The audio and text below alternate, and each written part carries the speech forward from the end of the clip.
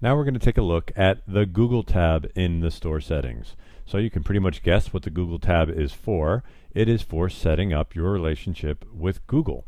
So first and foremost, we have the Google Translate feature. So if you turn on the Google Translate feature by typing yes or the word true in the box and then hit save at the top of the screen, we will do our best to enable the Google Translator combo box on every page in your site. Now, for this to work perfectly, your site must actually, or I should say the design template you've chosen, must be ready for the Google Translate widget. If it isn't, you can send an email to our support team and we'll tell you what you need to do. But this is how you would enable it.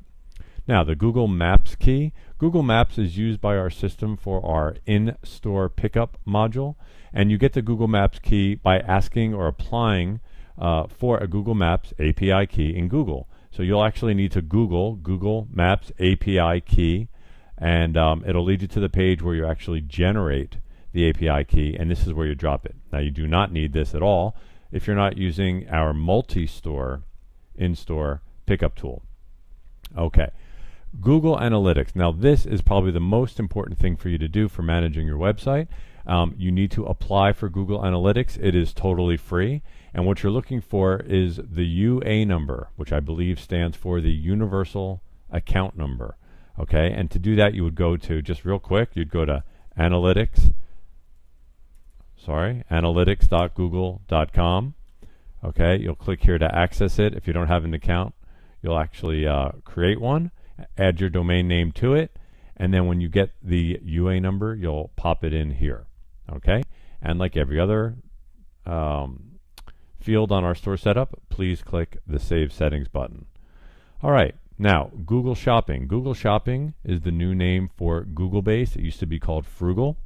And if you're not using it or you're not advertising, then of course none of this will be interesting to you. But if you need to know what goes in these fields, you can just roll over the question mark and it'll tell you what you can put in there. So for example, Google Shopping Shipping. So this is a feature that allows you to enter in a specific default amount for shipping, which is required for Google-based shopping. Okay, you can see here's another feature to rename the WHI image URL name. Okay, maximum products that you would like in your feed. So in other words, you can say, I only want to upload 10,000 or 5,000 products. And, you know, again, for the rest of these fields, you can just roll over the question mark and see, as some of them, or I should say, this might be a little too much detail for this introduction video. Now, as far as the Google AdWords setting, it's similar to Google Shopping, except it is the Google advertising program.